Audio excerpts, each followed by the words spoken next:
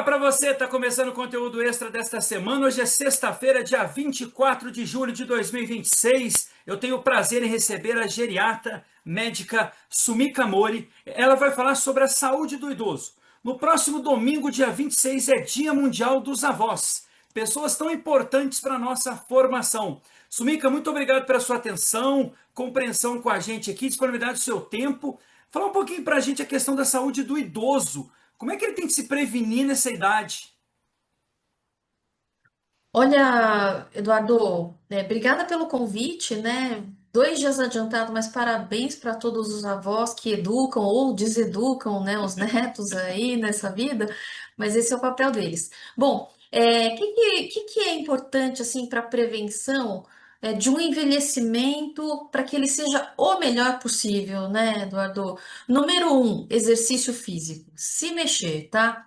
Então, isso é uma realidade absoluta para 100% das pessoas. Se você sair por aí e perguntar para uma pessoa de 100 anos, talvez ele já tenha bebido na vida, talvez ele já tenha fumado na vida, mas vai ser muito improvável que você veja uma pessoa completamente sedentária chegar aí tão longe, tá? E aí o exercício físico, ele pode ser adaptado, não é que todo mundo precisa ser musculosão, ser da academia, ser muito atlético, não. Só de fazer pequenas atividades que não fazia antes, mas um degrau acima de dificuldade, já está fazendo um bem enorme para a saúde. Então, se não faz nada, faz um pouquinho. Se já faz um pouquinho, faz médio. Se já faz médio, faz bastante. Eu acho que essa é a dica.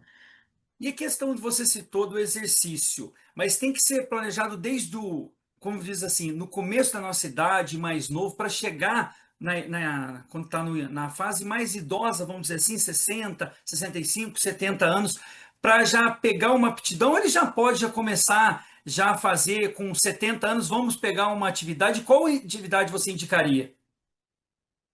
O ideal é se exercitar a vida inteira, com certeza, né, Edu? Isso é maravilhoso, mas se não exercitou, nunca é tarde, tá? Então pode começar com 60, 70, 80, 90, seja a idade que for, pode começar. Agora, tem que começar do jeito certo, né? Então, por exemplo, uma pessoa que, vamos dizer, vai começar a se exercitar aos 90 anos, não vai para academia. Ele vai contratar ou um personal ou um fisioterapeuta, melhor ainda se for fisioterapeuta, para ir na casa para ver o que que precisa. Isso se estiver começando aos 90, né? Aos 80 é muito parecido, mas aí se você está bem, aí 60, quer começar na academia, pode começar, mas sempre tem que começar de uma maneira que você não sinta o corpo doer demais. Sem muito impacto, ou muita intensidade, ou muito tempo, porque começar assim você pode estragar articulações. Se você não tem uma circulação cardíaca muito boa, pode gerar problemas cardiológicos. Então, tem que também, se for começar mais tarde, ser adaptado. Alimentação, nutrientes, o que que é importante, doutora? Ah, eu elencaria a gente olhar 5 coisas, tá? Então, a primeira delas é a fibra. Vocês acharam que ia falar proteína, né? É verdade, mas eu vou deixar ele pelo meio. É verdade, mas queria jogar a luz em outra coisa. Em primeiro lugar, eu colocaria fibras, porque agora, nesse tempo que está todo mundo sabendo de proteína, às vezes a gente investe na carne, no ovo, no whey, e a gente está deixando verdura, legume, fruta de lado. Tá? E a gente consumir aí de 20 até 40 gramas de fibra por dia é muito, muito importante. E olha, não é para colocar toda a fibra na conta do alface, que o coitado do alface não tem muita fibra. Então, quem tem mais? Brócolis, feijão, couve-flor, lentilha, beterraba. Então, quanto mais vagem, quanto mais fibroso mesmo, quanto mais robusta, mais fibra tem, tá? Então, aveia tem muita fibra, linhaça, chia. Então, esses são muito bons. Aí já vem a segunda categoria, que são os polifenóis e vitaminas, que são os nutrientes micro, os nutrientes microscópicos que eles vão ali agir na célula, ajuda a formar uma conexão de neurônio melhor, uma conexão de informação, ajuda no músculo. Então, Quando a gente fala já de legumes, verduras, frutas, sementes, a gente está falando já de uma coisa muito significativa que para o idoso faz muita diferença também. Aí a gente vai mais para o tradicional. Os nutrientes necessários: proteína, gordura, e carboidrato. Tá? Então a gente vai olhar esses outros três nutrientes que a gente chama de macronutrientes, sabe, Edu? E aí, nesses macros, a proteína é importante para o idoso, principalmente para aquele idoso ou aquela idosa, mais ainda aquela idosa, que nunca gostou muito da carne. Gosta mais do arroz e feijão, gosta mais do macarrão e tal. Essa idosa, ao longo da vida, possivelmente não fez músculo direitinho. Então, agora aumentar a proteína para o músculo tentar absorver isso vai ser importante, tá? E quem já come bem, não se preocupa com isso, mas é importante exercitar, como eu tinha falado, tá? Gorduras são importantes, tá, Edu? As gorduras a gente normalmente come mais do que devia. E aí a gente nem sabe onde é que está comendo gordura. A pessoa pensa, nossa, nem como fritura, mas está comendo muito biscoito, muito bolo, muito chocolate. Então aí não tá tão livre da gordura, tá? Então ficar de olho nesses alimentos para não comer gordura mais. Qual gordura vale a pena? É muito boa.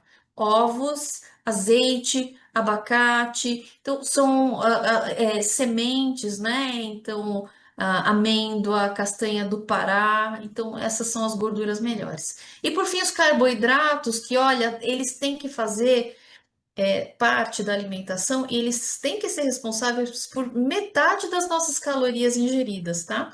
Então, eles são muito importantes. E os carboidratos mais bacanas, aqueles que você não tira de pacote, é o que você descasca. Então, batata, mandioca, maravilhoso, tá? Aveia, né? A gente não descasca, porque já descascaram pra gente e tal, mas enfim, são aquelas que são mais naturais, menos ultraprocessadas. Então, esse carboidrato, ele é super importante pra gente. E vai ajudar, né, o idoso, porque tem muitos que às vezes caem em casa, né? Às vezes na hora que vai levantar, tem todo esse cuidado que a gente tem que ter com essas pessoas, não é, doutora? Com certeza, quem cai, na verdade, todo mundo cai, tá, Edu? Todo mundo em algum momento ali já caiu na vida, a partir dos 60 a chance de você ter caído é de 50%. Porque, por algumas razões, tá, Edu? Às vezes você não tá com a visão tão calibrada, já tá pegando uma catarata, mas muitas vezes porque a gente não treinou equilíbrio ao longo da vida, não tá meio sedentário ali, e isso não faz com que a gente tenha menos reflexo. É muito importante a gente ter um reflexo legal. Mas mesmo assim a gente cai, né? Então, o cair é muito triste, é muito chato, viu? Agora, caiu porque o piso estava escorregadio, paciência, porque as calçadas estavam ruins.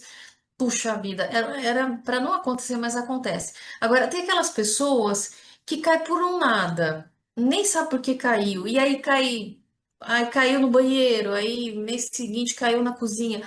Ali a gente tem um idoso, Edu, que a gente chama de idoso frágil, tá? É um idoso que precisa de muita atenção, porque todo o sistema muscular e às vezes até o neurológico não está comandando de uma maneira adequada para que ele consiga se manter em segurança, em pé, tá? Então, esse idoso com certeza precisa rever medicamento, se está bem medicado, ou se está medicado demais, às vezes é remédio demais. Se às vezes tem alguma doença que não está diagnosticada, por exemplo, vou te dar uma informação que talvez seja importante para alguns, mas Parkinson, por exemplo, é uma das doenças que mais faz cair. E a gente não sabe, né? Então, às vezes a pessoa está caindo, caindo, caindo, e aparece no consultório, a gente pimba, diagnostica Parkinson, tá? Então, importante ver toda essa condição médica, tá? E aí, quando tá caindo muito, fisioterapia, tá? Porque aí a fisioterapia vai treinar equilíbrio, vai ver também em casa, se precisa colocar uma barra em algum lugar, aumentar a luminosidade no outro. Então, isso é bem importante, tá, Edu? E um outro ponto, né? A gente está na questão da tecnologia, tanto que eu estou conseguindo te entrevistar aqui de Brasília, você está em São Paulo, mas os vovôs e as vovós ficam muito no celular e ficam muito solitário. Isso também traz uma preocupação. Muito. E aí, o que que acontece hoje em dia, né, os pesquisadores descobriram ali na pandemia como a internet foi importante e os idosos foram as pessoas que mais usaram a internet ali naquela fase, viu? Era avassalador. Agora, a gente está entrando também agora em outro conhecimento, Edu, que é isso que você traz, o idoso que não sai do celular. Então, a pessoa tá ali, né? O idoso tá ali com a família, tem uma reunião familiar e ele tá ali. Nem tanto digitando, né? É mais vendo o vídeo do YouTube, as coisas do Facebook, né? Instagram, eu acho que o idoso não é o mais usuário, enfim. Mas ele tá ali direto e trocando vídeo, viralizando coisa que passou para cá, pro WhatsApp de lá. Isso, né, Edu, está sendo mais estudado agora. A gente não tem uma ciência tão robusta sobre isso ainda, mas está começando a sair pesquisas, né? Agora, a gente rouba umas informações que os pediatras, esses sim, estudaram muito bem os efeitos do uso excessivo de celular no cérebro, tá? Então, a gente rouba algumas informações de lá, porque enquanto a ciência aqui para os idosos está se formatando e a gente está vendo coisas sair, a gente rouba algumas coisas de lá. Mas uso excessivo de tela está mais associado à ansiedade e depressão.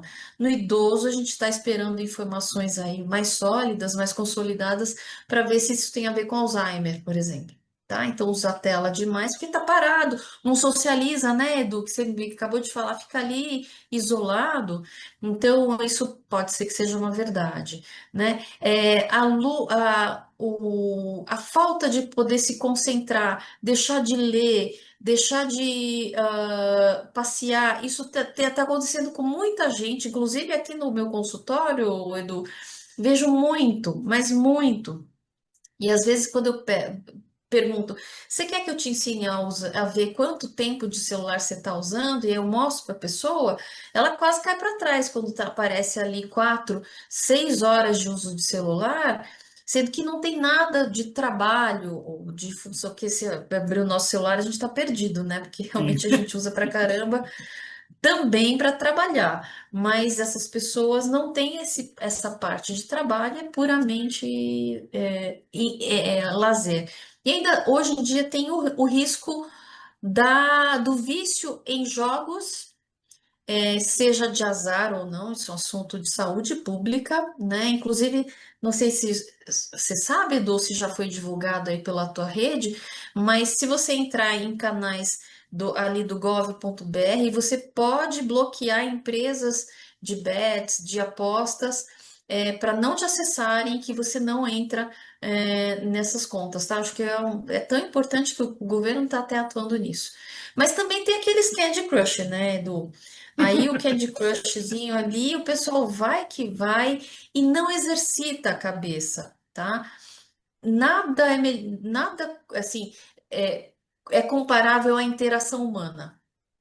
Estar com outras pessoas da mesma idade, mais jovens, mais velhas, que seja numa igreja, que seja num esporte, que seja na família, são os estímulos principais para o cérebro de uma pessoa. Então, Candy Crush está muito aqui embaixo como estímulo de cérebro, estar com outras pessoas está aqui em cima de estímulo de cérebro. Quem quiser conhecer mais do seu trabalho, quiser divulgar suas redes sociais, fica à vontade.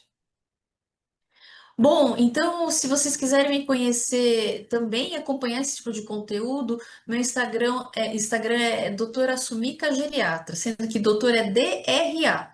Sumika é com K e geriatra é geriatra, né? Então, esse é meu arroba. Vai ser um prazer ter vocês nas minhas redes sociais. É isso que a vida tem de melhor, conhecer pessoas como a doutora Sumika Mori, que pode contribuir aí. Vovô e vovó, tomem cuidado. Parabéns a todos para o próximo domingo, né? Dia Mundial dos Avós. Lembrando, como conhecimento, que o Dia Mundial do Idoso é comemorado em 1º de outubro. Doutora, muito obrigado pela sua atenção. Tenha uma boa noite. Fique em paz por aí. Obrigada, desejo o mesmo para vocês sucesso, tá, Edu? Tchau, tchau. Até mais. Tchau, tchau. Até a próxima sexta-feira, pessoal. Parabéns, vovô e vovós. Mas cuide-se, a saúde é importante.